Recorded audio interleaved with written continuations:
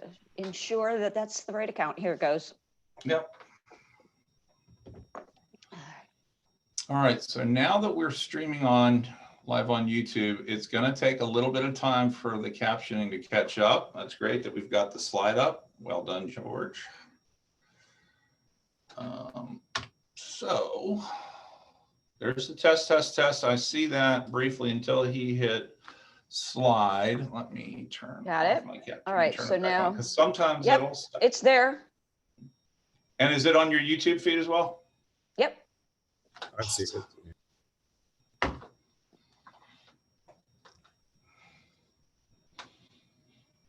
Okay. And that seemed like it showed up quicker this time than it did the last time, so that's good. Yeah. All right, can we think of anything else that might need to be shot before we do any? Well, I think the fact that, so we've got the slide up. George isn't going to be pulling slides down. They're going to stay up the entire time. We've got just a review for everybody. We have the card captioner set as co-host. That's something we didn't know for sure that we have to do, but as a safety measure, we're doing that just to make sure. We do that before getting going. Usually we'll start the slide ahead of time to avoid any concerns with that, but we didn't this time. Captioner, if you could do one more test type, just so we can make sure that now that you've stopped. That we see it on both Zoom and YouTube, yes. That would be great. Yep. There, I see it at the bottom. Test. My caption is a little smaller than it used to be. Counting. Let me move it to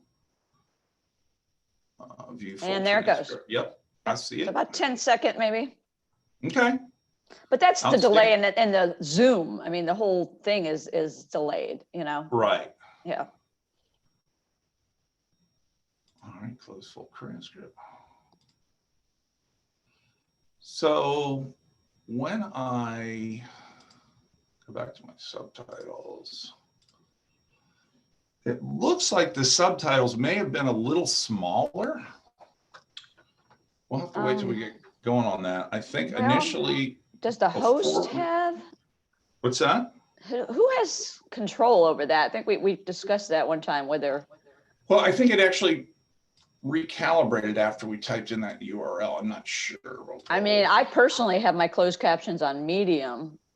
Right. Absolutely. If I were to put them on large, I don't think that just affects the Zoom settings. It doesn't affect the YouTube. Communicate says the host has control on size of the captions. Okay. So all right. Well, I just made them large. Would you like, Captioner, can you do one more test? One more test for us. Let's see if they're large. Today's of course, I'm not going to be host after. I'm going to. No, we're going to make that to George here in a minute. Okay. All right. So could we do one more test, Captioner? I got just the word test. Yeah, now they're large. I only got the word, there goes test. It's really weird. Mine's like shifted over to the side of my screen. So mine are large, and now they're the same. No, but they're the same on YouTube, it looks like. Yeah. I'm gonna do a screenshot of this. Hang on, keep typing, please. Screenshot. We'll save this for later. We can review this after the fact. I'll send it to you folks. All right, new.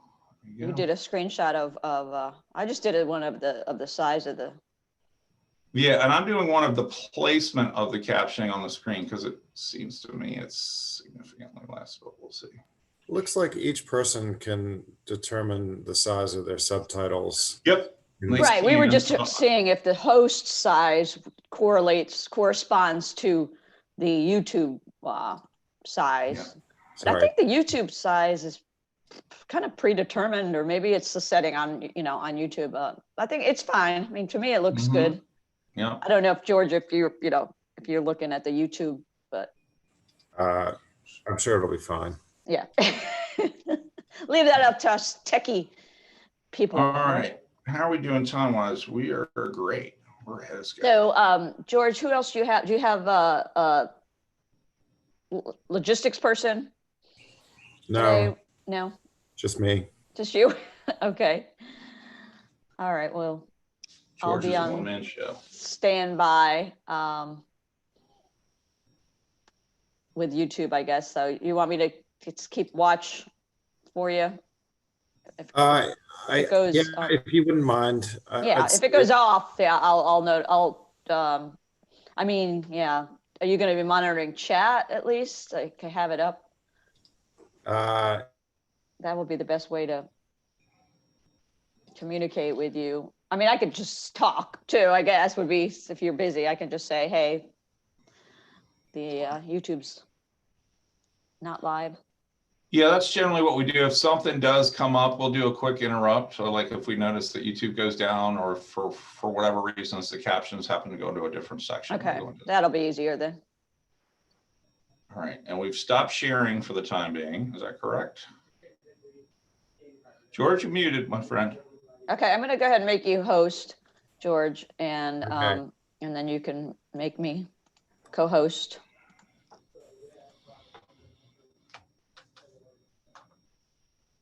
All right, if you could make me co-host.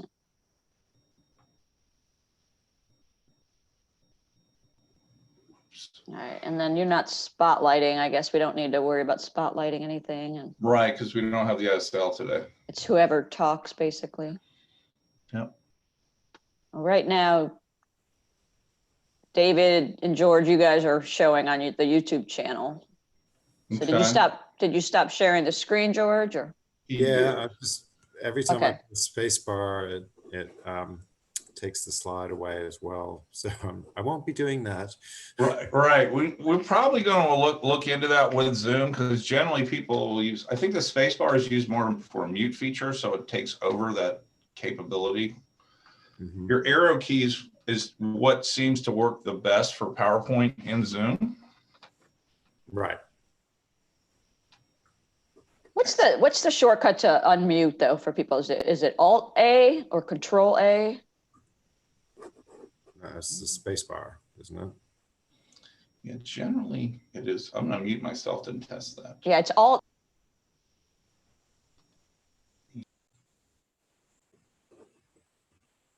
Alt A, Alt capital A. It does say something about hold the space key to temporarily mute or something. Space key, you can talk. So I'm basically holding it, and while I continue to hold the space key, I'm gonna unmute. And as soon as I let go of the space key, my mute goes back to on. Yeah, and that's usually what I tell participants. But if I'm sharing and I've got a slideshow running, the space bar cancel the slideshow. That's something new I just learned. So you can temporarily unmute yourself. Okay, with the space bar. Awesome. Yeah, but if somebody's sharing a PowerPoint slideshow, then it's not going to work for them. Doesn't work. Space bar. No, because it'll stop sharing. I'm sure that will be resolved in some of their updates that they're planning on doing in August. They kind of frozen any improvements and updates until they got security nailed down. But I think more to the point, a lot of people don't know how to unmute themselves. Like if they're not doing it with their mouse or they can't figure, just Alt A is a quick keyboard shortcut to tell people.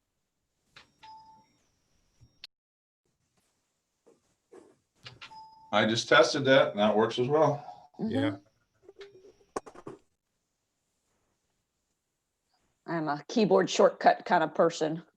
I use it for everything, especially Control Z. Undo. That's my favorite.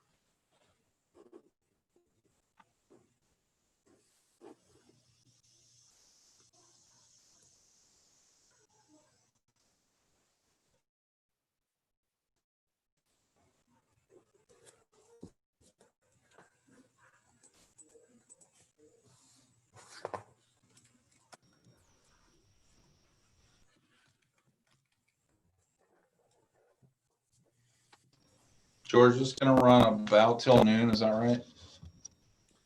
Yeah, I mean, I wouldn't be surprised if we finish up before that, but Okay. that's the max. Gotcha. I'm going to go ahead and put you guys on mute and video mute for a second. And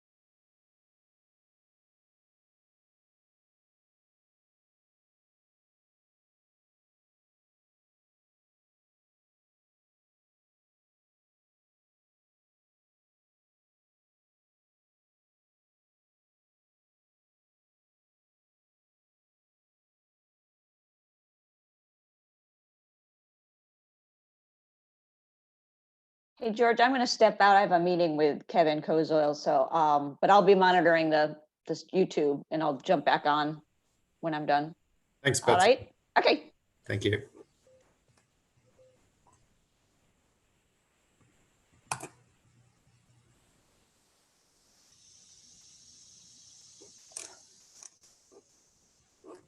And George, I'm back with you and monitoring in the background.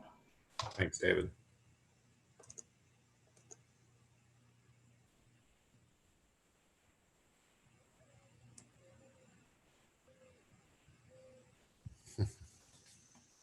Good morning. Hey, George. Hi, Pam. How are you? I'm good. Yourself? I'm well, thank you. Are you in Steveville or are you in Richmond? Charlottesville. Okay.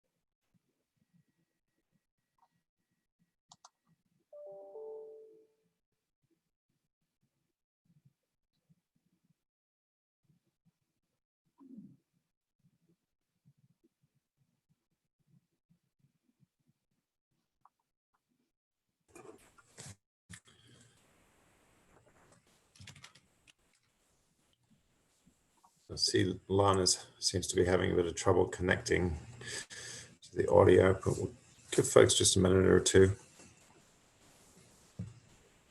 Oh, there she is. Good. Hello, everyone. Morning, Lana. How are you? I'm good. Just getting my view so I can see everyone.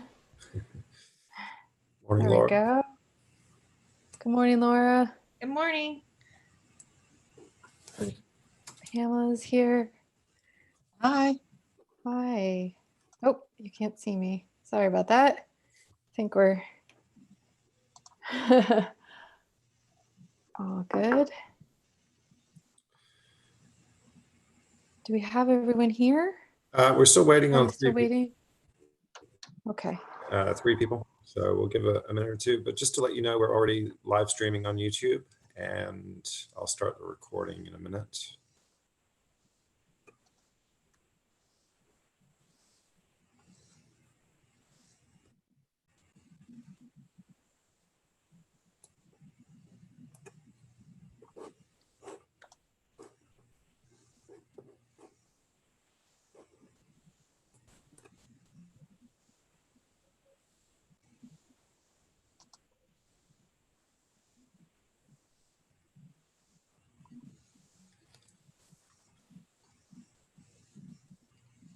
Lana, I'll just do some housekeeping announcements before I turn it over to you, if that's all right.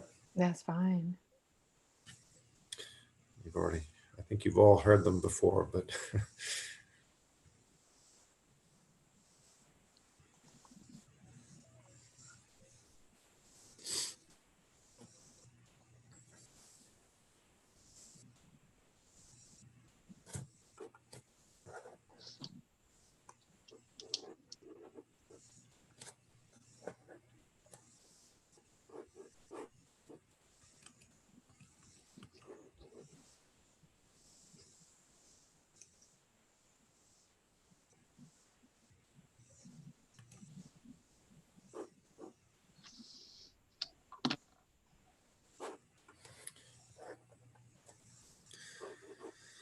All right, well, why don't we go ahead and get started, and people can catch up as they join. I'm going to start the recording now.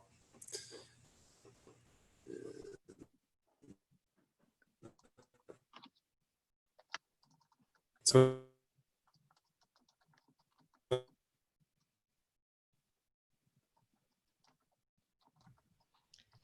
George, as soon as you started the recording, we couldn't hear you.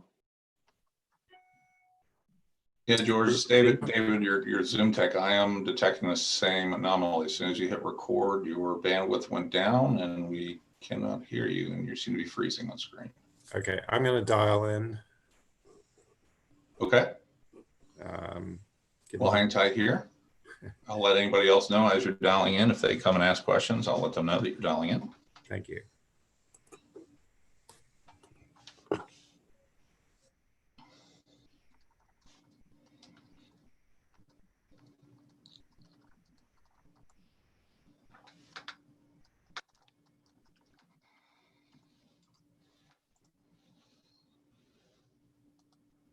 Welcome to Zoom. Enter your meeting ID followed.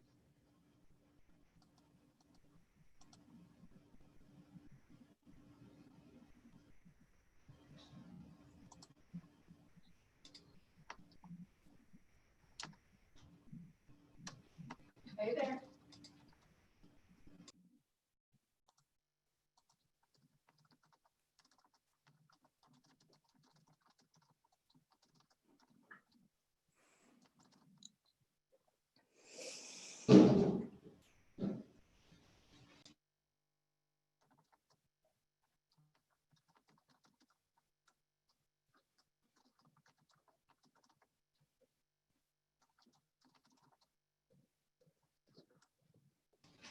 George, I just admitted you from the waiting room.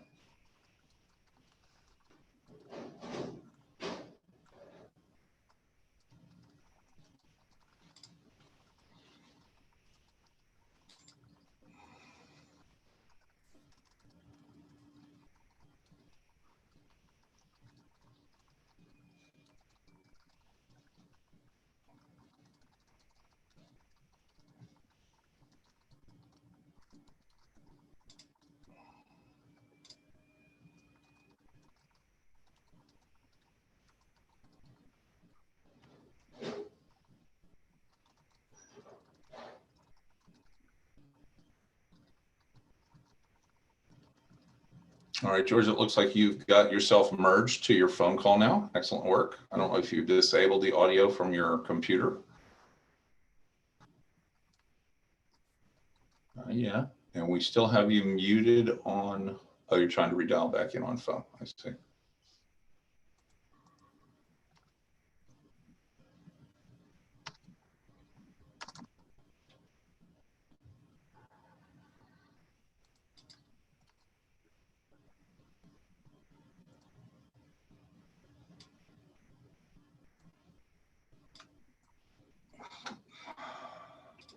Okay, can you hear me now?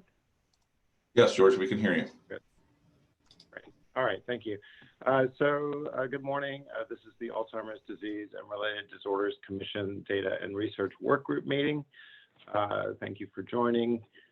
Just a few housekeeping announcements for the electronic meeting. So we're using Zoom for you folks. Sorry, let me just switch the slide here. Okay. So the controls you'll find down at the bottom of your screen typically. If you mouse over them, they should appear. You can mute and unmute yourself using the bottom microphone button. You can also use Alt-A to mute and unmute yourself. And if you just want to temporarily unmute yourself while you're speaking, you can press the space bar while you're talking.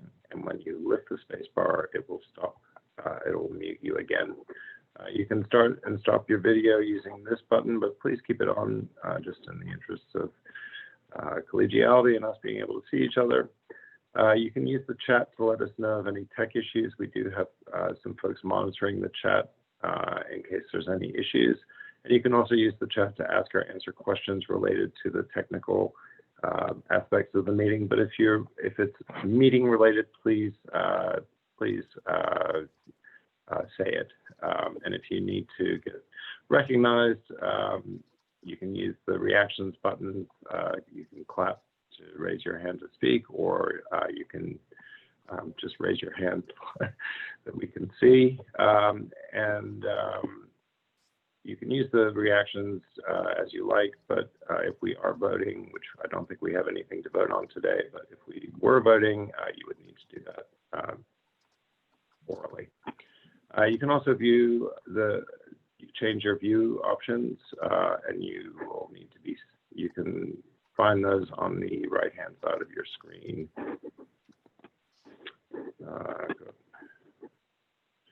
Just letting a couple more folks in.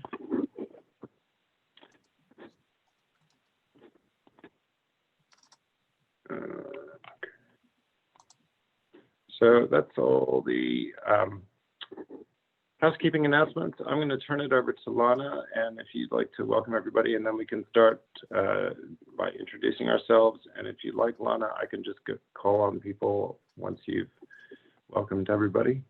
Yeah, sure. That's fine. Can everyone hear me all right? Just a thumbs up is fine. Thank you all for joining us.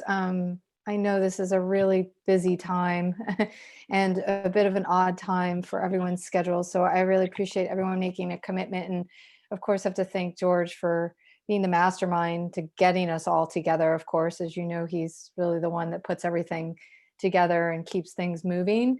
And so just a reminder, this is the data and research work group, which I think we're going to have an interesting conversation today, sort of the focus of it really we'll move into in a minute. But just as introductions, my name is Lana Sargent. I work at VCU. I have a clinical practice in geriatrics, and I do research in aging diseases, primarily physical function and cognitive impairment, specifically around medication use and risk. And I have a personal family history with Alzheimer's. And so I really do appreciate being a part of the commission to work with you all, and would like to open it up to the floor for the rest. George, if you want to do introductions. Okay. Sure. And just to let everybody know, those of you who joined us, we are live streaming on YouTube, as this is a public meeting, and we're also recording this, and we'll post it on our website for anybody to view after the meeting. Laura Bowser. Yeah, good morning. I'm Laura Bowser. I am chair of the commission. I have been on the commission, I think, for about 6 years now. And my personal connection to Alzheimer's is my mother passed away with early onset. And I've been a board member with the Greater Richmond Chapter Alzheimer's Association for a couple of years. And welcome, everyone. Thank you. Thanks, Laura. Carol, if you'd like to introduce yourself. Hi, I'm Carol Manning. I am the director of the Memory Disorders Clinic at UVA. Formerly served on the Central and Western Virginia Alzheimer's Association board and was board chair, but have rotated off now.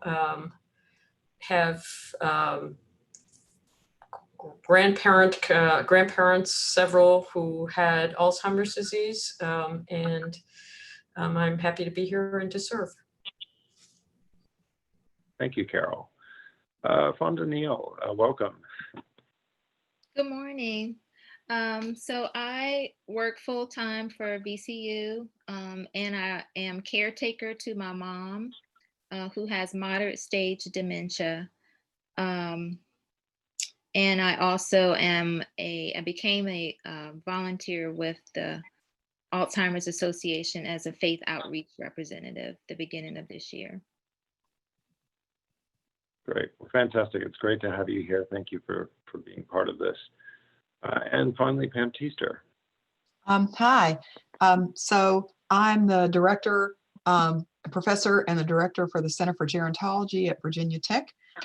Also a graduate of that, and have a rising fourth year student in about a week and a half now, Carol, at the University of Virginia. I don't particularly like that, not UVA, but just the moving on.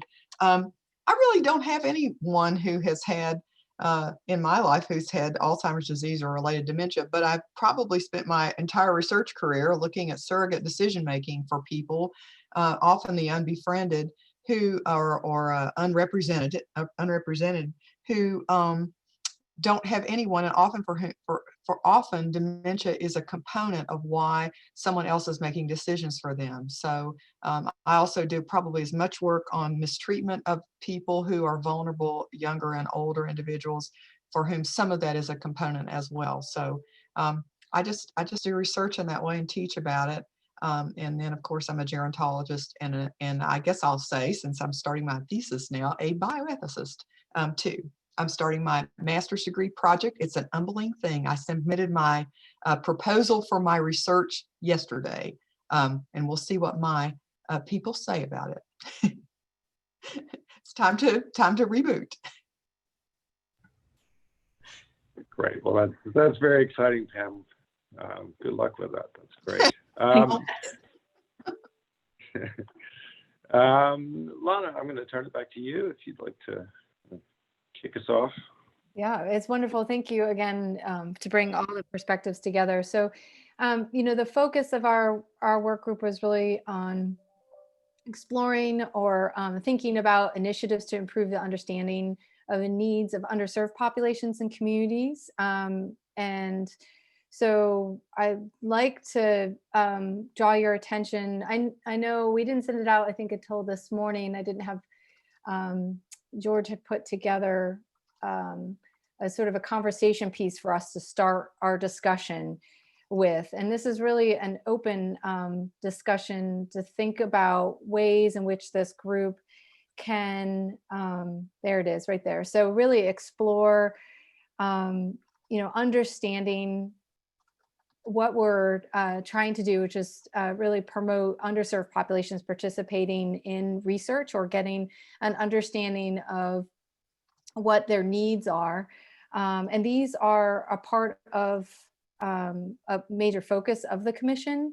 And so we put this together.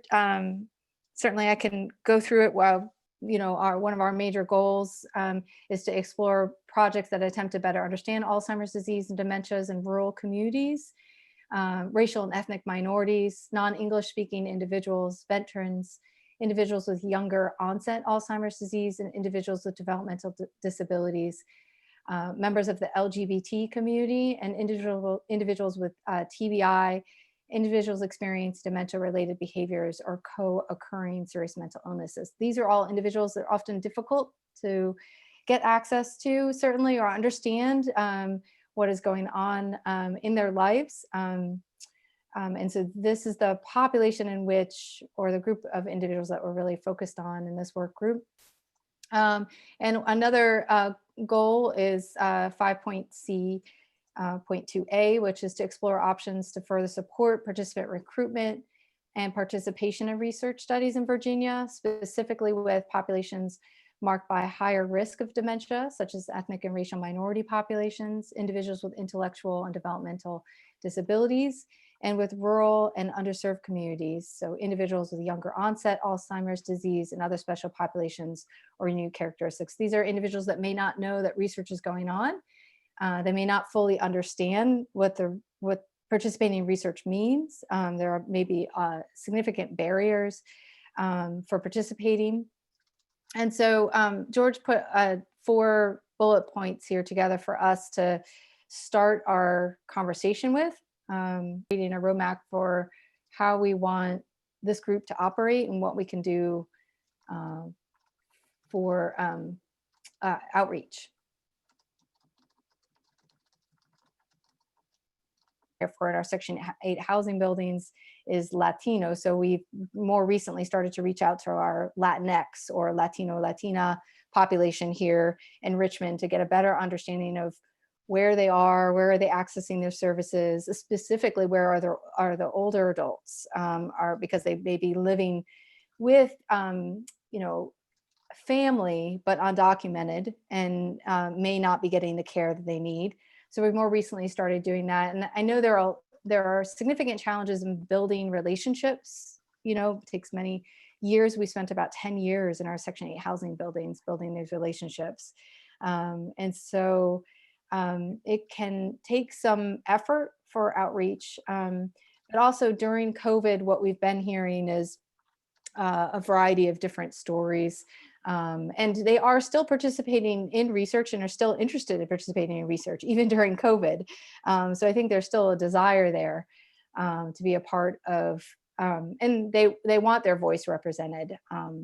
So I think it is important, but a lot of it has to do with relationships that are certainly built over time. So does anybody have some thoughts on how we want to promote underserved populations and participating in research?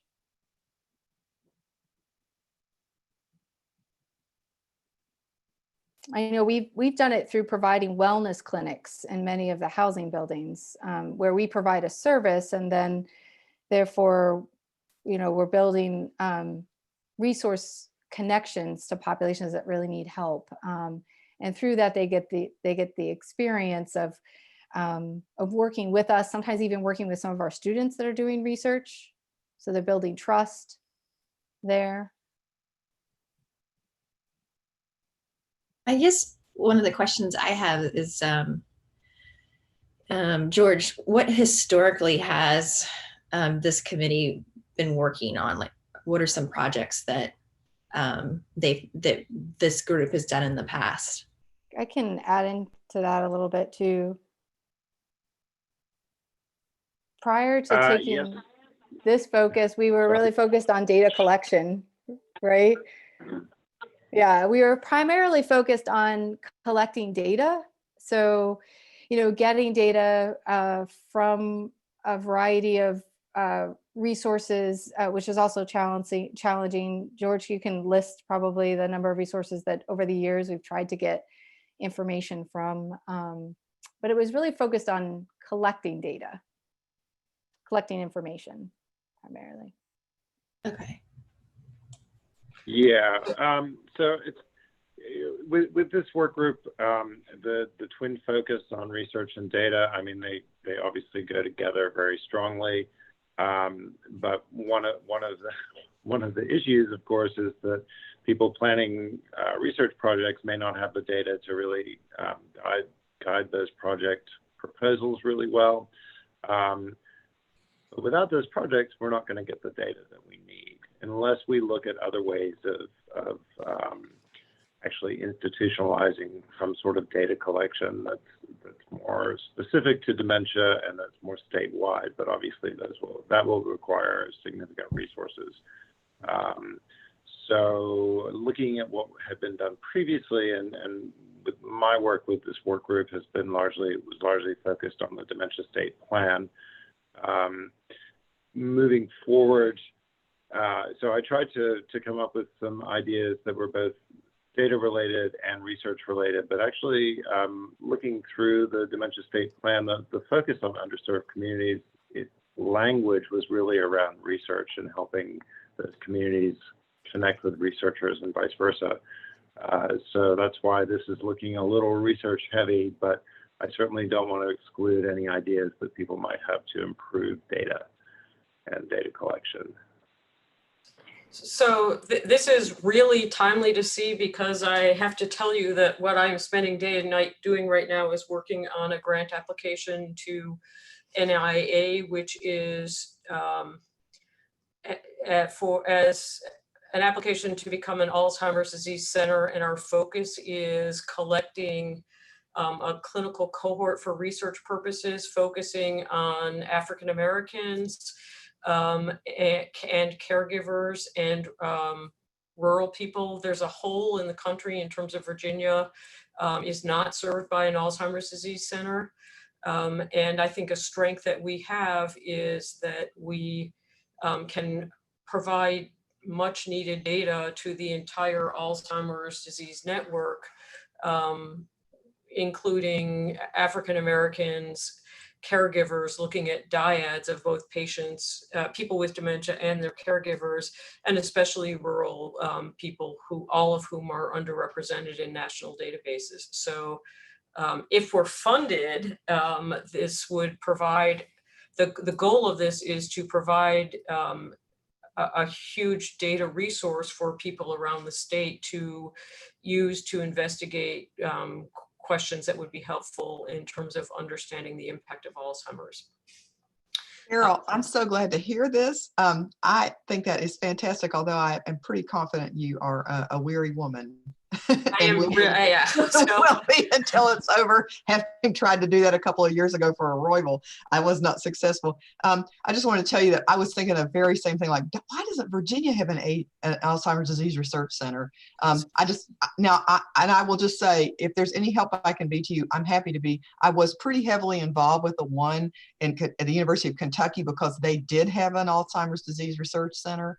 And it really, I mean, it directed so many things. So if there's anything, connecting you with any of them, I'm happy to. Yes, I'm really glad to hear that. Yes, there is something that you could do, and there's, as I'm thinking about it, something that the commission or this particular work group can do, which is write a letter of support in terms of the application, saying that you think this is a need, and that a need in the state, and that our focus would be helpful not just to the Commonwealth of Virginia, but to the National Alzheimer's Disease Network. And we are not allowed to create an external advisory committee until not if, but until we are funded. And I think you have expertise that would be really helpful in terms of that. Both the commission, and then I didn't know that you were part of the Kentucky ADRC. So were you directly involved with them?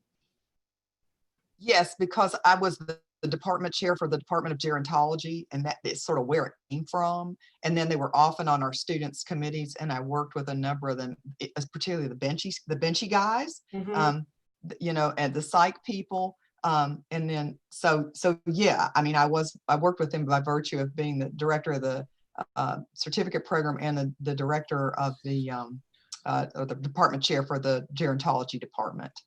So that's fantastic. Your expertise would be really helpful. And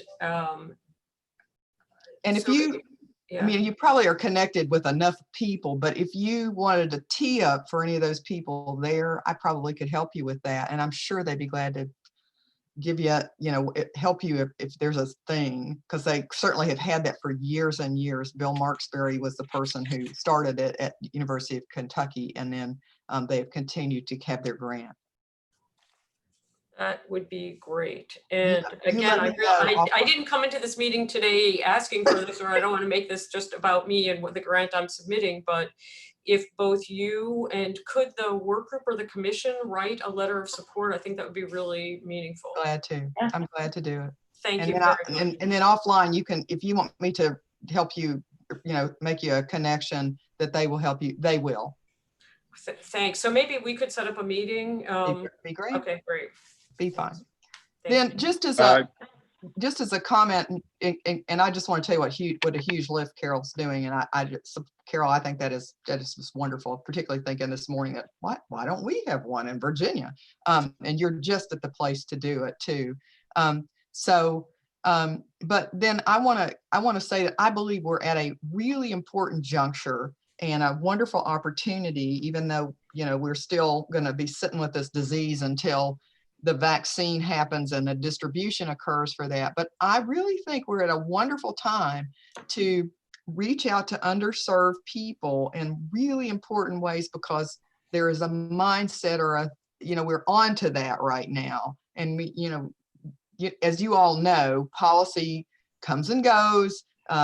It ebbs and flows on whatever is on everybody's mind and prescient at the moment. But we're sitting on some of those things we talked about with LGBTQ. We're sitting with we're sitting with veterans issues. We're looking at the nursing home issues. I mean, this is it's a time of foment. And I think there could probably be no better time than for this committee to make some real important strides in some ways that we could come out with projects that, you know, keep the fire fanned.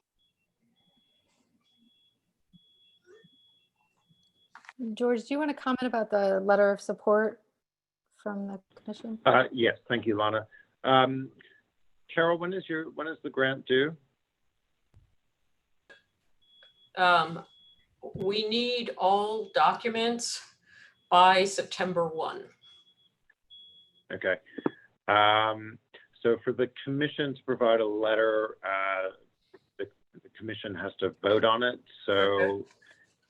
If Laura is happy with having a short meeting to vote on a letter of support at some point between now and then, because the next full commission meeting isn't until September 3rd, unfortunately. So we could have a very 5-minute meeting at some point between now and then to approve a draft letter. Do you think that would be possible? Yeah, I think it's just a matter of getting quorum, but I mean, I'm happy to do it. Great, thank you. I'll make time. Thank you. I think it's worth making the time for. It's really important. Thank you, everybody, for your support. And aside, go ahead, George. I was going to say, I think it's a very worthwhile effort for the commission to provide a letter. As Pam and Carol says, it is a super important thing to have in Virginia if you're successful, or when you're successful. So yeah, I'll work with Laura to set that up then. Thank you very much.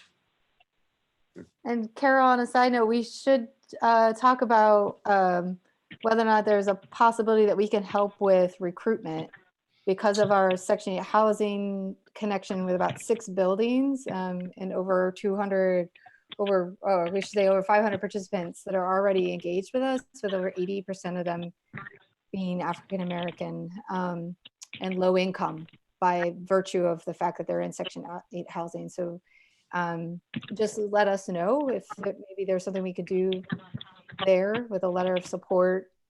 That way it shows sort of more of a statewide, that reaches out to Richmond urban older adults. That would be great. Thank you very much. Maybe so should we have it start? Go ahead. I'll email you and we can start talking that way. Sure, yeah. Great, thanks. So that, that's certainly a big one. Virginia doesn't have a Alzheimer's center. Although, Carol, you've been out there for years and we always consider you the memory center. That's where we send everyone. It's either there, Duke or John Hopkins, right? Thank you, I appreciate that. But it would, breaking into the Alzheimer's disease NIA network has not been an easy thing. And so we're going to give it our best shot because the support they provide for infrastructure is huge in terms of the number of people that we can reach. And actually, I have to say the program officer has said they are aware that it has been the same centers for many, many years and that they need to increase the voices. Yes. And we can just, I'm sure you know this, Carol, because colleagues we work with, my buddies too, but we can help you with some rural Southwest stuff too. That would be great, thank you. And actually, if that can go in the letter, that would be great. I was thinking that was a good thing. Yeah. Do you have a template or little bullets of things like that we can that you would want us to include? I'm sure you do. I do, absolutely. I would be happy to send them. And I would be happy to write it. Great, thank you. Yeah, if you could share that with me, Carol, as well.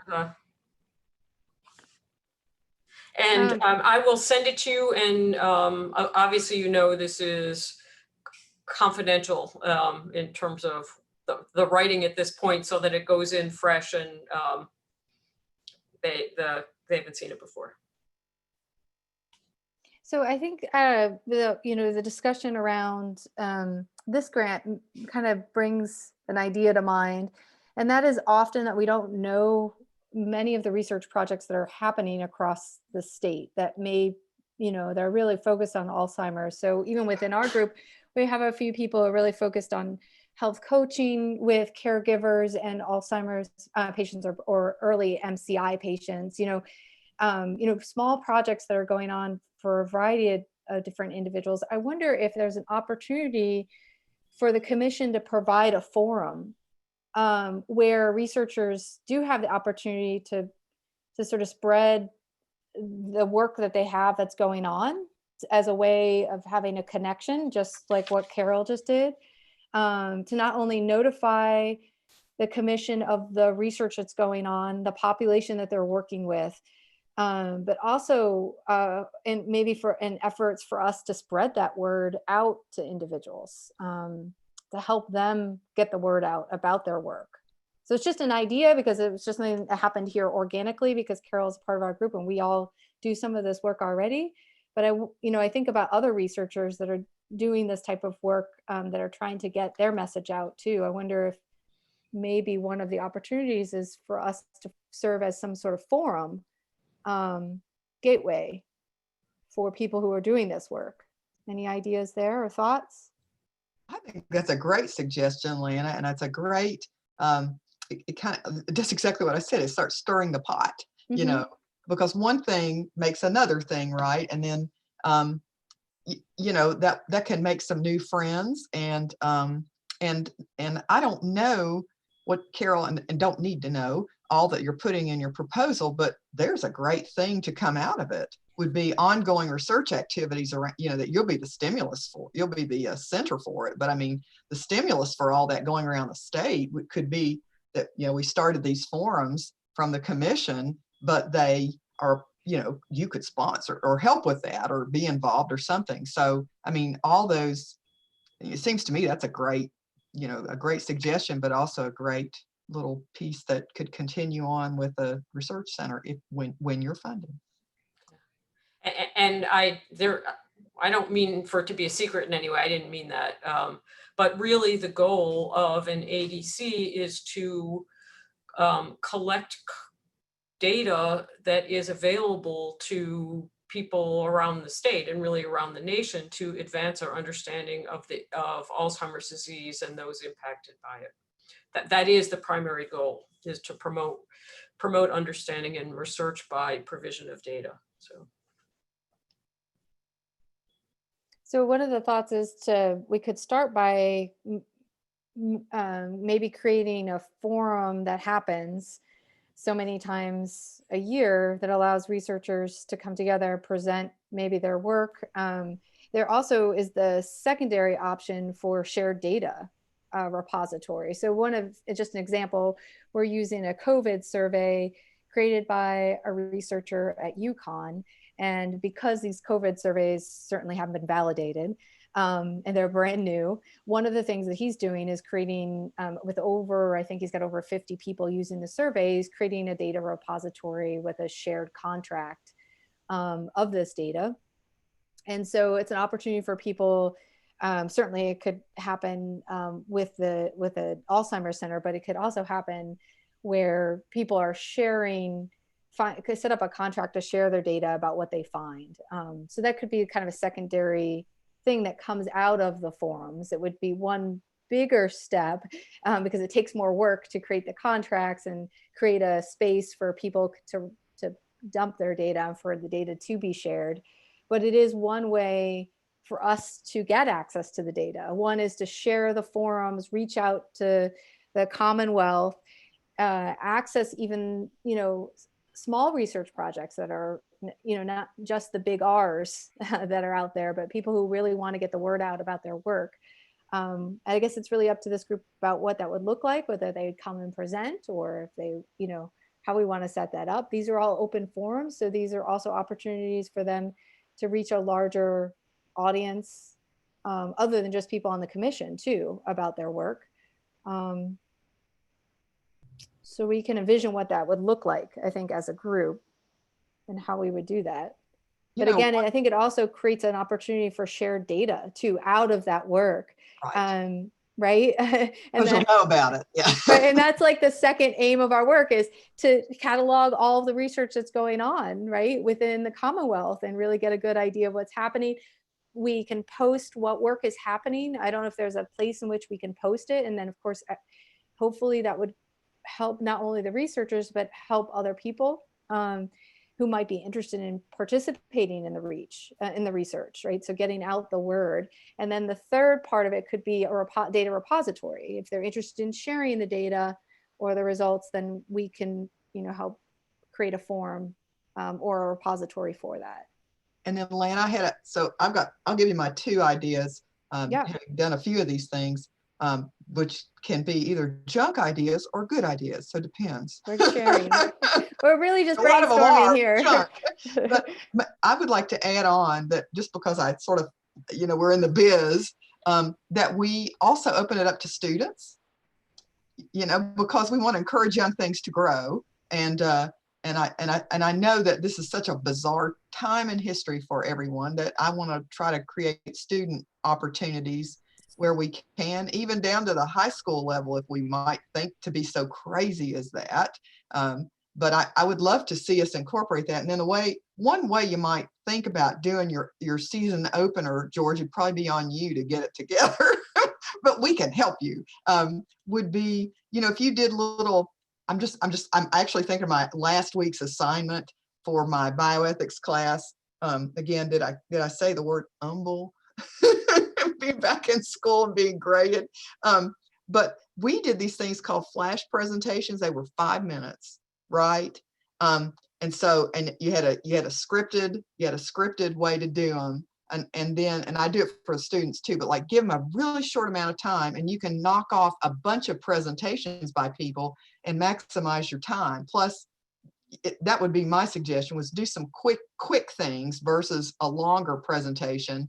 And that would get you a lot of interest and a lot of people at the first meeting. There's a couple of suggestions there. But anyway, I would do, Pecha Kucha style, whatever timing you want to do, however short, give them a template, let them, roll at 5 minutes, and that gets a whole bunch of stuff going on, and then Q&A. That'd be my suggestion. And then what would be the way that we could get this information out to the general public, right? So if we are successful in getting people to come to us to do these presentations, to present what they're doing across the Commonwealth, and then we collated them and sent them out to the public, what would be the forum in which we could use to get that information out to people? Is it possible to send it to some of your research participants or we have an older adult registry. I'm sure Carol probably does too, and then one more thing you made me think of, Lana, and I'm sorry to keep yakking, I'll quit. But another thing was, I wish we could involve older adults themselves, or caregivers who are affected by it. So there's what you're saying. I mean, that they would be part of what would the forum look like, so It's not just all about people doing research, but the people who are living it too. That's a harder thing to do in a way, but instead of keeping it sort of 40,000 feet up, I wish we could be, if we could have a member who is African American or Latinx or LGBTQ or all those things, or rural or whatever, and have them talk about their experience too, sort of a spotlight on somebody. I think that'd be a cool thing too. So it keeps it grounded. It's one of the reasons I invited Fonda here with us today. She works with me. Her mother has mild cognitive impairment and she's a caregiver. And so maybe, I know she's got her picture up, so maybe she had pulled away for something, but maybe when she comes back, she can be that voice of, what that, I like that's a great idea. Fonda, did you hear that idea about if we did these, these presentations or tried to gather across the Commonwealth work that was going on, what would it look like if we also involved individuals who were having the experience themselves? So it's like a forum of individuals experiencing it, caregivers and researchers together, and it happened at intervals to make those connections. What do you think? Oh, you're on mute. Mute. I'm so totally on mute. Just talk away. Keep going. But yeah, but yes, I like the idea and I'd be happy to participate. Yeah, and what if we, I mean, I'm also thinking like even just having the presentations recorded through something like Zoom so that we could post them on a website so that people had access after the fact might be an easy way to sort of advertise it. Maybe like our own StoryCorps. Wouldn't that be cool? It is like a story. I agree. I love StoryCorps, by the way. This is like one of my favorite things. I cry on the way to work. It makes, I was just going to say that it makes me cry every Friday morning on the way to work.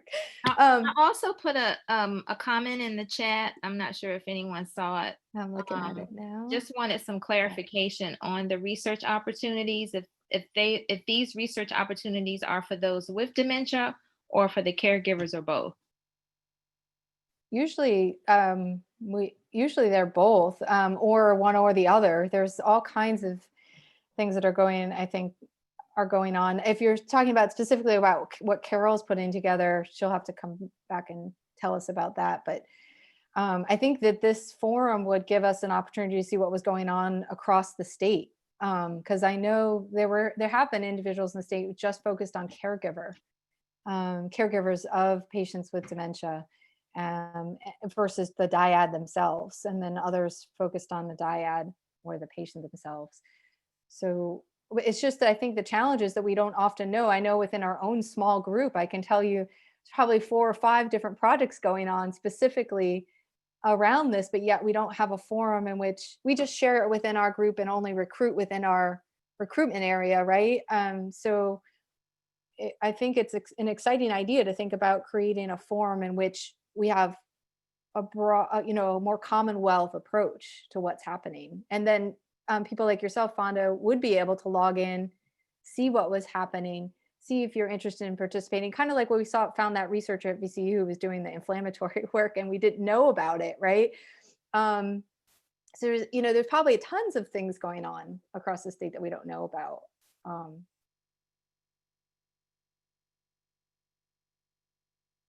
So any other ideas? I think one of the things that you might find there is that folks who are providing services might be beneficial as well in this. So not just you have the researchers, the service providers, and the people living the experience. So that I think that would provide a really nice 3-way learning opportunity, and also the folks that are our service providers would have a different perspective to bring to the conversation. I think that could inform both research and the people living with the disease. Yeah, I almost feel like there's so much we don't know without having the forums. We can't say, where we should be focusing our attention. Because I remember a few years ago, I think it was Carter that walked us through a whole bunch of data, and it was so disjointed that you couldn't really cross-reference what any of it meant. It was just numbers. So I feel like until we get everyone sort of on the same page, we won't know what direction to go in.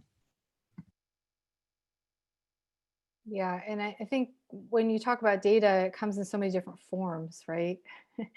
And how do we decide what kind of data is telling the story? I agree with you. Before we started this focus with this work group, I had joined the work group during the time in which we were trying to just collect all those numbers, right? But there's a number story, and then there's that qualitative story too that we might get with this forum a little bit more. And then it is, how do you use the data? Because a lot of the data is conflicting. Those numbers are really conflicting, where you get them and how they ask the question. And so I often felt the same way. I wasn't really sure what we were supposed to do with it, even when we had it, what was it supposed to tell us? Yeah. So I agree. It's maybe not just about the numbers. Maybe it's more about the focus of the data that we want to collect and the kind of the quality. And with the forum like this, where we're heading, Carol, this might be really nice for your grant too. the fact that we're creating this statewide initiative to hear from researchers, caregivers, and individuals themselves, and then providers or healthcare providers on issues related to Alzheimer's, and spread the word. We can collect data from just that alone. We can collect the number of individuals, the types of projects that are being presented. We could also see how many people we connect. Maybe we can track how many people we're actually connecting with caregiver research or Alzheimer's research or even dyad work. So we could come up with some of our own metrics to collect rather than thinking about, this might be really helpful for us to get a sense of what's going on across the Commonwealth, and we can collect data out of this. Absolutely. It's also not only a great way to disseminate what's going on, but maybe to even create new ideas.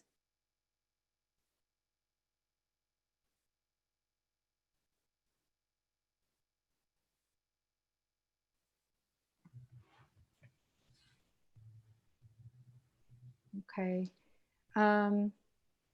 So I'll recap what we were brainstorming about as an idea. The discussion really came out of Carol's idea for her Alzheimer's Center grant, and the fact that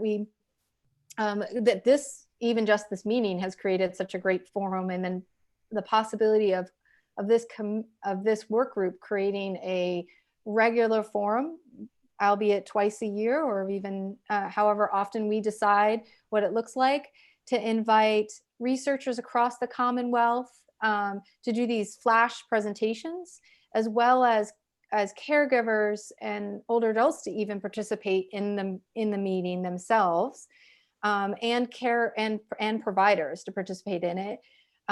We would record these events and then disseminate them for individuals who couldn't in some forum, in some way, and then even track the data that comes out of it.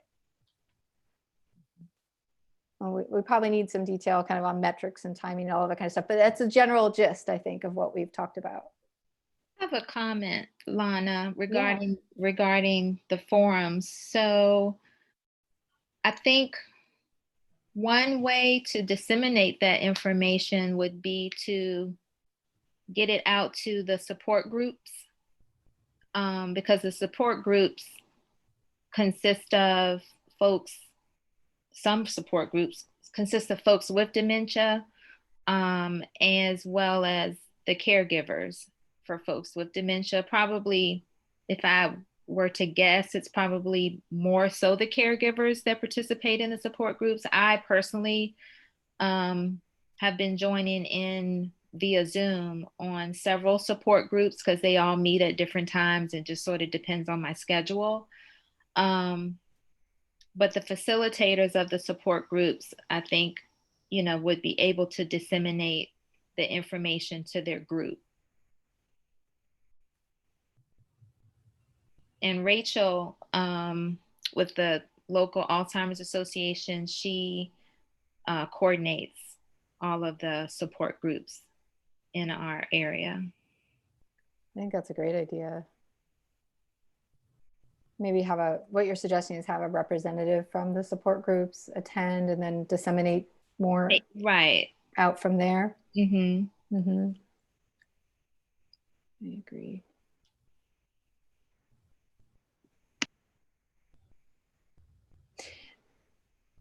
The other thing that comes to mind about data collection certainly is statewide data that can help individuals like Carol, who's putting a big grant like this together, right? Where you're possibly looking for information. Have we been able to create a repository for researchers to tap into?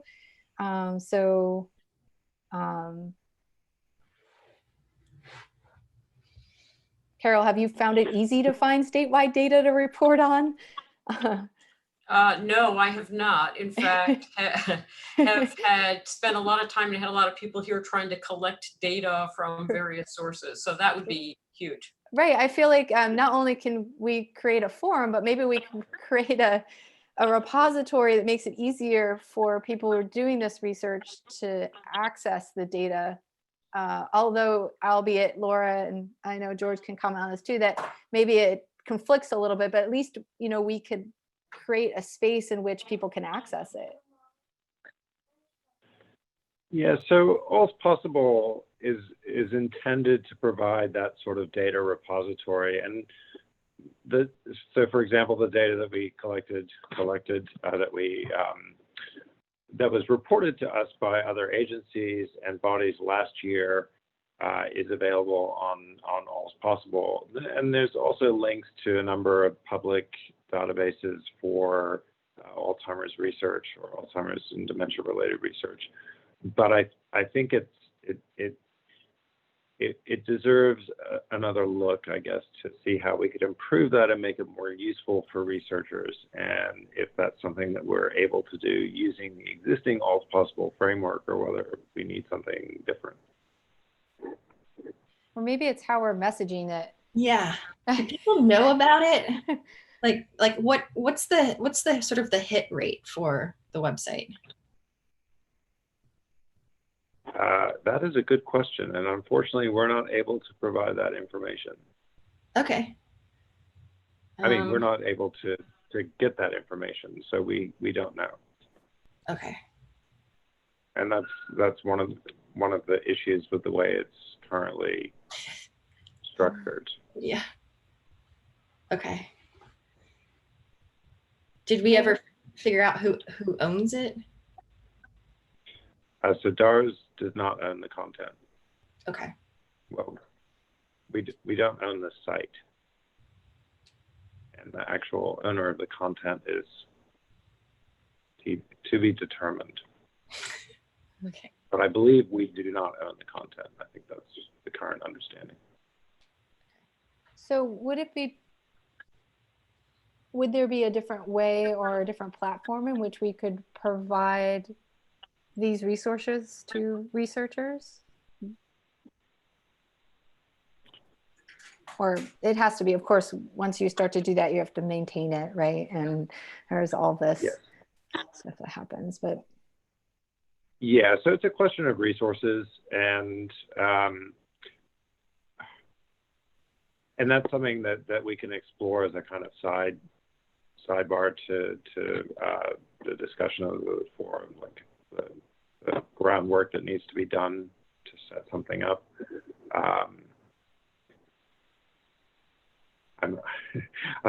This is, and it's something that I know that needs to be addressed, and we've been working on in the background for a little while, for quite some time, but haven't had much success in moving that forward. So,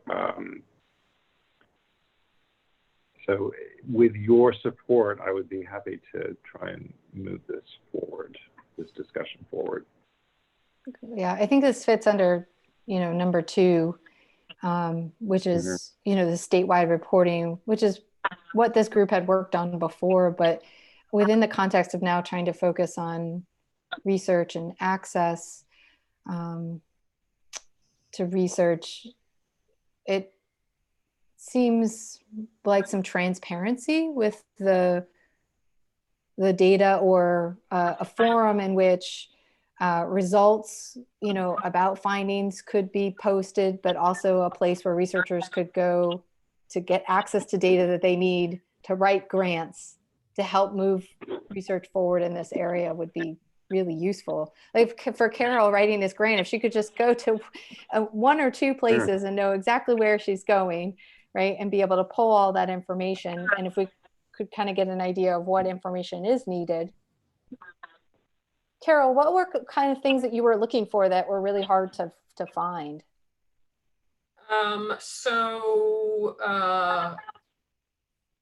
Finding where people with dementia live by county across Virginia, and then which counties are considered rural, which are urban,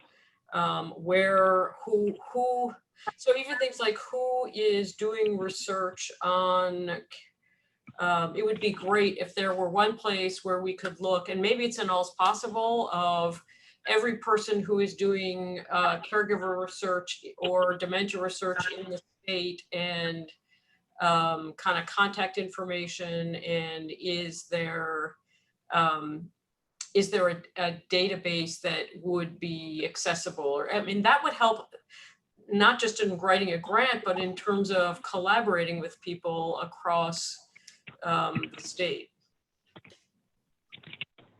So, Carol, if I'm hearing you right, that sounds like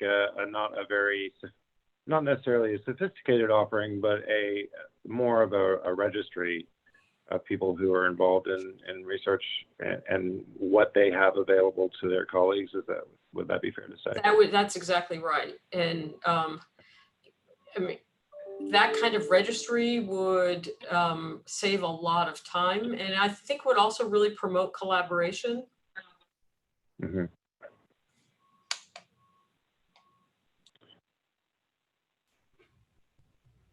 Is that so? I'm just trying to think about how we would go about setting that up, and sending out some sort of survey to relevant institutions. Is that something you think, maybe with a letter from the commission explaining the importance of this and the utility of it for researchers across the state?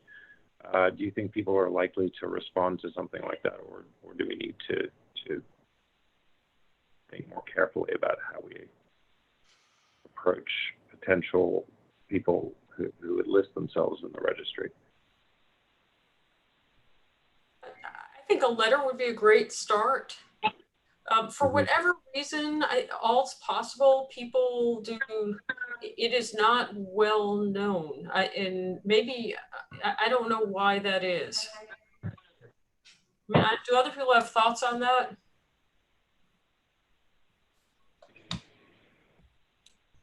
Yeah, I just don't think people know about it.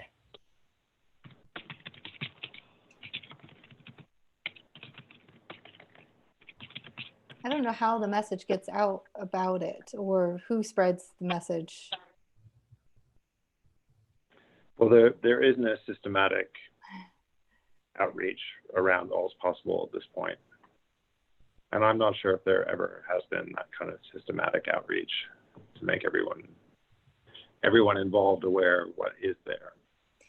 I would say that if the commission set up as a first step a letter out to individuals, if I had seen something that said, if you are running a study that's focused on caregivers of patients with Alzheimer's disease or Alzheimer's related diseases, you can register your study with the commission as a way to make connections with other researchers or to get the word out about your own study. I would absolutely do it.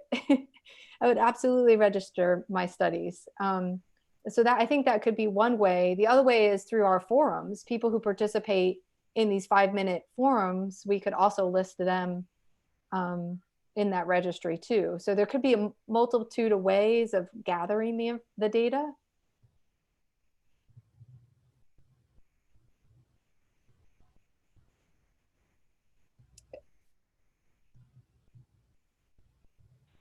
I think the question might be where we keep it once we get it too, right?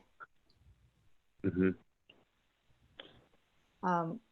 Would DARS be a place, or is All's Possible the only forum in which we have? Yeah, well, I mean, at present, All's Possible is the main forum for the commission.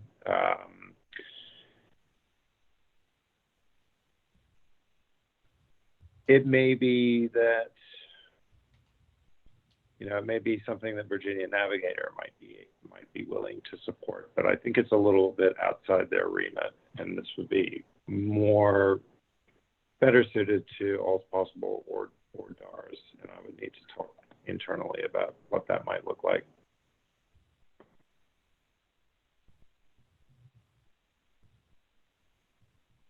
But I'd say, in terms of the forum, itself, would this be something that folks would do in person, or would we be thinking about a virtual offering? The forums? Mm-hmm. Is that what you're asking about? Oh no, what does the group think? I would say that we offer as much flexibility as absolutely possible because it's very difficult to kind of get everyone together, really. So one really innovative, and just throwing out brainstorming ideas about how we could do these forums, but one way is to have them record their 5-minute flash and then upload it, right? So maybe if they can't actually be present, right?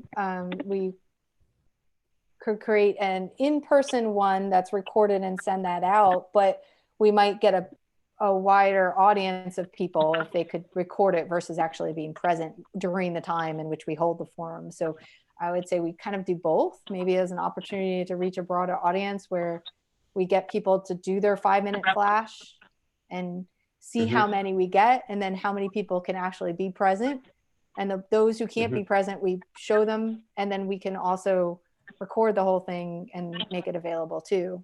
I think the many different types of forums in which, or opportunities or platforms in which we can provide, will have a better opportunity of engaging people. Yeah, and one thing the Alzheimer's International conference did 2 weeks ago was to offer to have lots of things on demand, and then a specified time for Q&A. So for example, if we were able to group those 5-minute presentations into specific topic areas or general topic areas, and then have a specified Q&A for that topic area at a particular time that would be live. And as many of those presentation folks who did the presentation as possible could join us, and then have a live Q&A. I think that might be one way to structure that. And even with Fonda's idea about getting this information out to support groups, we could even have a representative or individuals from the support groups that want to record a 5-minute flash. Maybe they can't be available, but they want to record something, and they send a representative that can be available during the time we do the live one. And that would really give us a broader group. Same thing we could do with the providers too. Maybe they can't be available at the Q&A or when we have the live forum, but they're willing to do sort of a 5-minute flash and send a representative or something.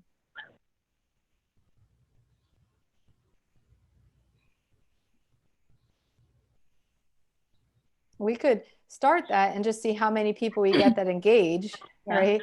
And then depending on how many we have, we could keep them coming in. We could decide how often we would hold it, how long it would be, what it would look like. Just based off of the response. Is this something that we could do in conjunction with the VNI? Is that still going? I think it is. I haven't participated with them in a while. I don't know if anybody else has. I think the last time I connected with them, I haven't gotten any emails in a while. I don't know if you have, but no. It was the last time you and I presented with them. I don't know what they're doing. So. I haven't gotten any emails. Yeah, it's been quiet, hasn't it? It could be a way that we send our recording to them, and they could a place for dissemination, maybe. We could also reach out to them and see if their researchers want to present too. Yep. And then I would suggest we think about, what do we want to collect from doing these forums? Like, what data do we want to collect, and how do we want to disseminate it? So of course, we would want to take a list of everyone who's doing the research and their topics, right? Yeah. You know, it could be that about these forums, I mean, you have to think about it a little bit. It's a little clever, but rather than just compiling that, I mean, might be that we want to get even a little more elegant and have a goal for them, like not just get the word out, but what outcome from it do you want?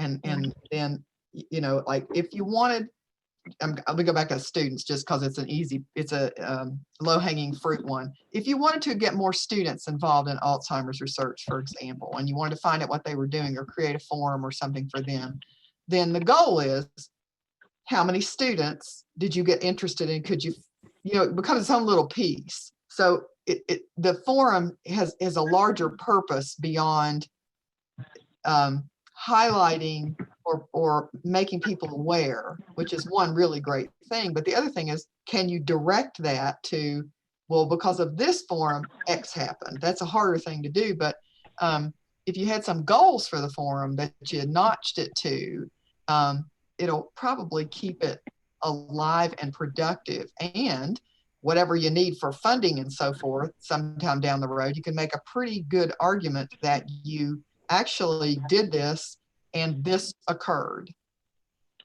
Mm-hmm.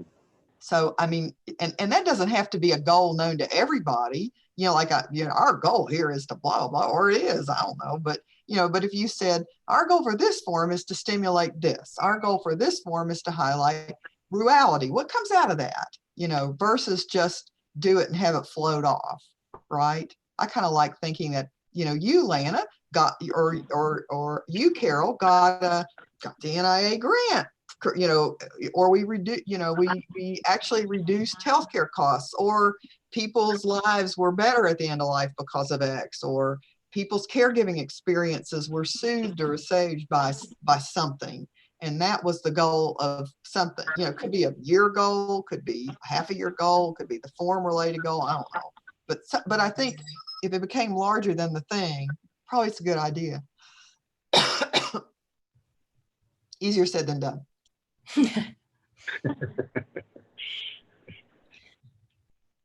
No, but I like that. We have all these great researchers on this committee. No, I like that idea. I think it's important. You know, what is ultimately the goal of collecting all of this data and disseminating all this information, right? Other than just disseminating and collecting. How many, maybe one of the questions is, how many people did we actually connect with research? You know, how many people who, caregivers, and out of the forum, how many people do we actually connect to the work? How many connections do we make out of the work? It feels also like there should be transparency in what was found too. So, right, for all these participants that are using this forum, is there a way for them to share what they found too? Not just what they're doing, but the results that they found from their work. So come back and also present findings. Mm-hmm. Mm-hmm.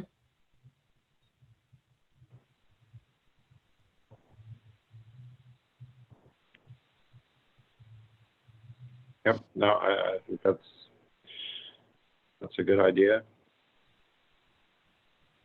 And one of the goals, I mean, this sort of forum would really be working to help achieve more areas of Goal 5 of the Dementia State Plan, and that I mean, that in itself could be one of the goals, is achieving that goal.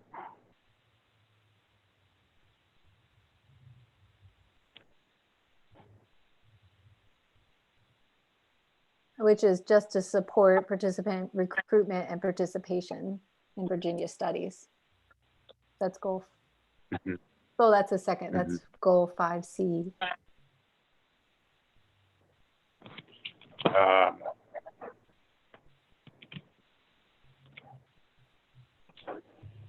Yeah, so goal 5 is to expand resources for dementia-specific translational research and evidence-based programs. Goal Part A is about RDRAP. Part B is to provide support to researchers and interested stakeholders across the Commonwealth through data sources and networking opportunities. So this would absolutely go a long way towards achieving Goal 5B.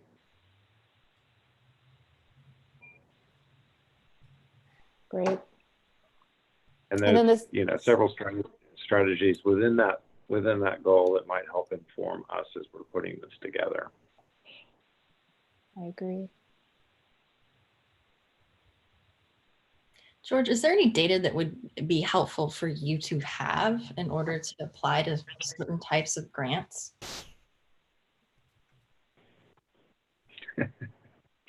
I mean, more and better data. Full stop. All of it. But I mean, it's a little hard to say because specific grants are going to be asking for specific, you know, data. You're going to want data on specific things for specific grants. So it's hard to say broadly, but I mean, anything that we do that can help improve the quality and quantity of data available, I think is worthwhile. I think the challenge has been we can report on what we know in the system we're in. So I can tell you what percentage I have with the patients that I work with or the individuals we do research with, but it's hard to get a sense statewide, all of the information that's needed, right? Where are people living, like what Carol's saying earlier? What are the percentages of people in certain counties? Do we have hotspots, right? In which individuals have less access or have more disease? Do we have hotspots in which caregivers are really struggling more than other areas due to decreased access and so forth? We don't have can't even get general numbers of how many individuals are experiencing Alzheimer's related diseases across the state in a consistent way. It's the data we've looked at has all been mixed, right? So even just getting reporting, or how many caregivers really are providing care for individuals with Alzheimer's disease or, you know, ADRs. So that would be great if we could find a way to do that. But that's what we've talked about in the past in this group, and it's been really challenging to tackle that. Yeah, so, you know, I was looking at some other state plans and what they have around data, particularly, and one of the things was that was a statewide reporting requirement, and you know, states do that with very mixed success. So often it's voluntary, and so the quality of the data is very poor, and to put a mandate out there obviously requires legislation, and you know, would be, I think, would run up against many of the same difficulties that we have now, because whether, you know, people may not be having those conversations, people might not be getting those cognitive screens, they might not. So when do they report on diagnosis? Do they report on when they have a conversation with their doctor about concerns? You know, so that level is going to be very difficult to reach. And the question is anything short of that level really worthwhile? And so maybe we're better focused on the research side of things than the data. I mean, not to ignore the data and the requirements for the data, but that might be a broader conversation that this forum could help stimulate.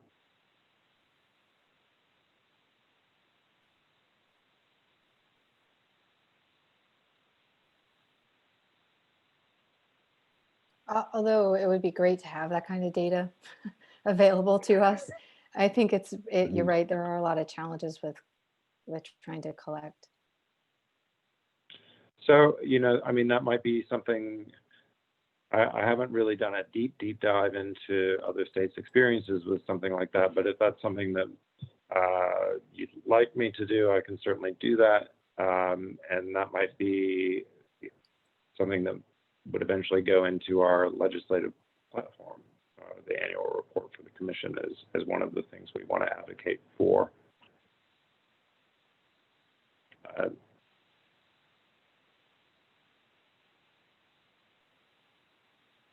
So I'll put that out there.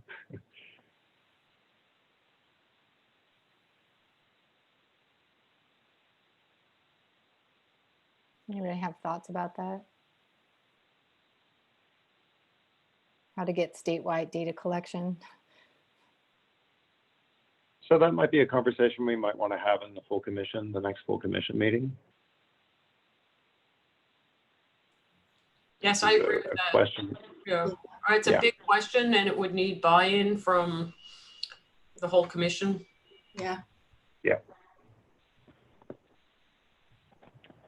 Okay, so I'll make sure that's in our report to the commission for the next meeting and set some time to have that conversation.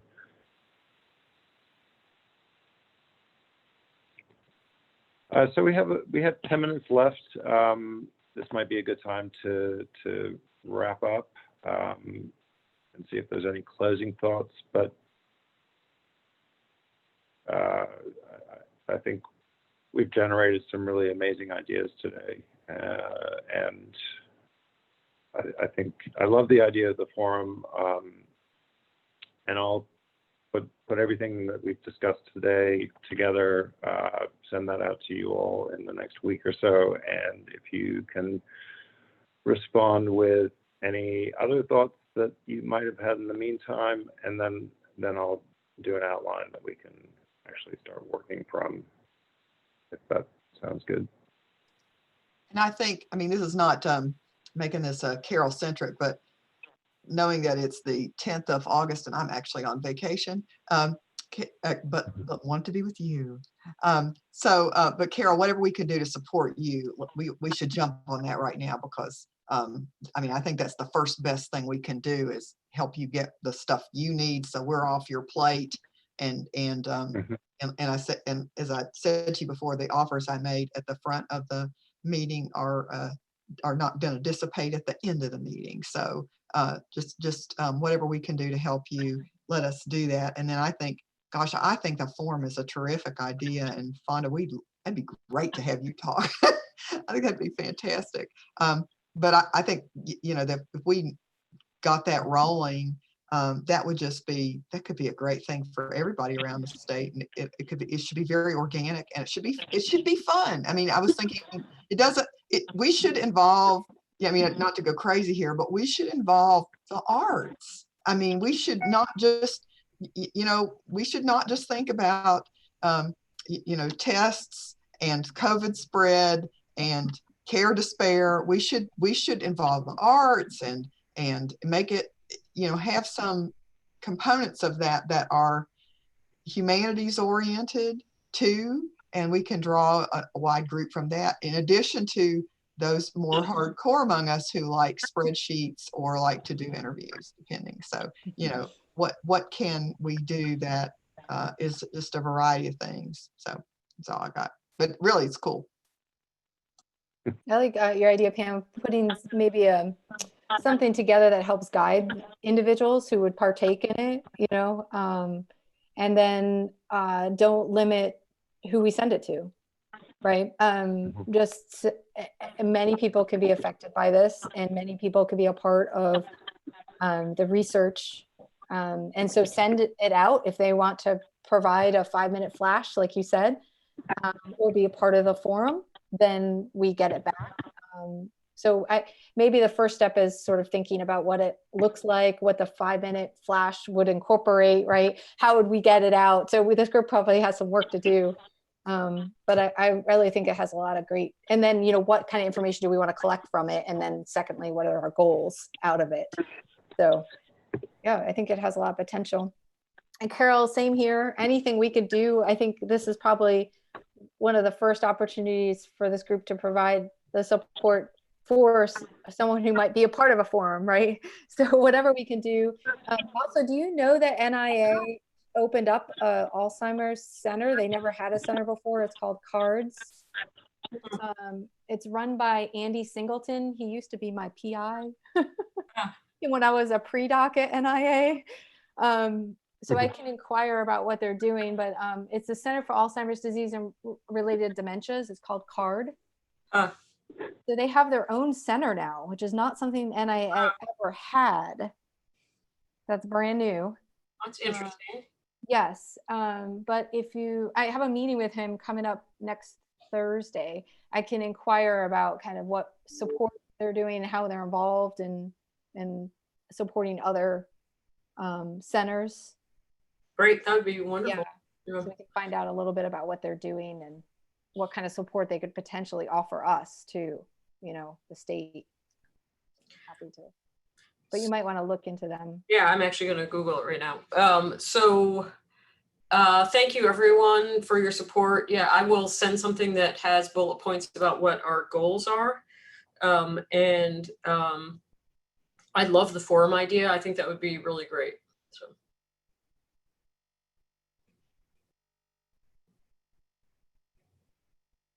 Sounds good. That's good. Thanks, everyone.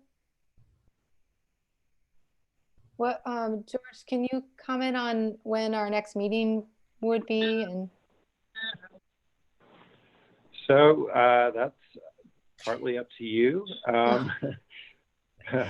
So the next full commission meeting is September 3rd.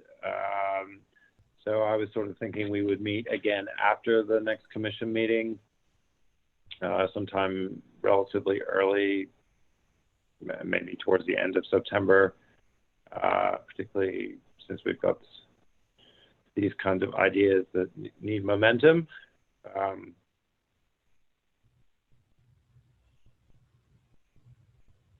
Yep, I think he froze.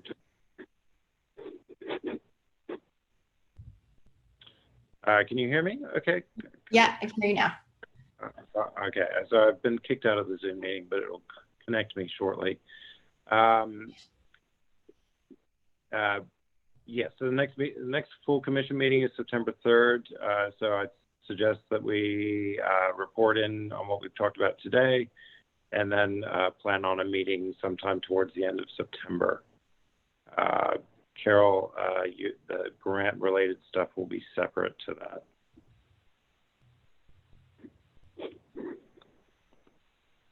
Great. George, will you send out like a doodle poll to see if we can't get a board meeting lined up for the 5 minutes? Yes, I can do that, Laura. Yep. Perfect. So George, September 3rd, that's a Thursday, correct? It's a different day? Oh, I'm sorry. September 8th is the Alzheimer's board meeting. Sorry. Tuesday, okay, September 8th. It is on my schedule because I was thinking, uh-oh, it's not on, but it's on for the 8th. Good. Okay. Sorry, I've been put onto another board. I've got responsible for another board, and they're meeting September 3rd. I see. So okay. Apologies. Thank you.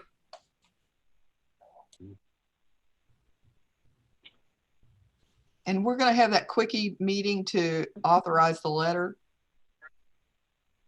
Yeah, so Laura's asked me to put out a doodle poll. I would assume, so I'd be looking at around, what are we today, the 10th? So no later than the 24th.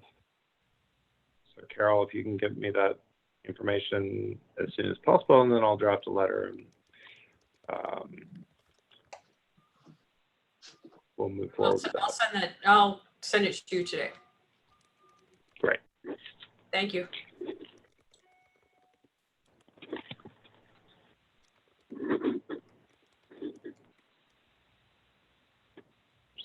So if there's nothing else, thank you all. Lana, would you like to close the meeting?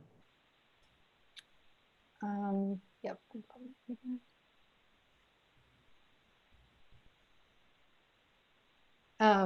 So thank you all for being here with the data and research group. We appreciate your time. Is there anything else, George, that I need to say other than thank you for everyone's time?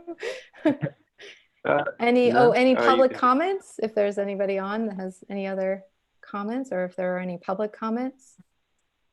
So the public comment would have had to be written, and we didn't receive any. Okay.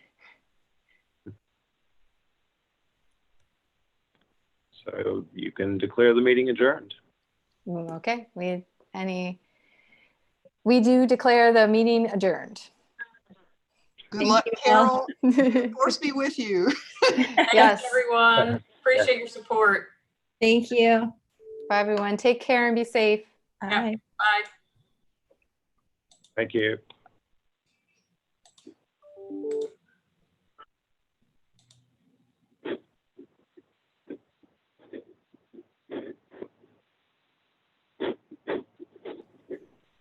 So George, your connection from Charlottesville, is that questionable at times? Is it when you went over to your phone?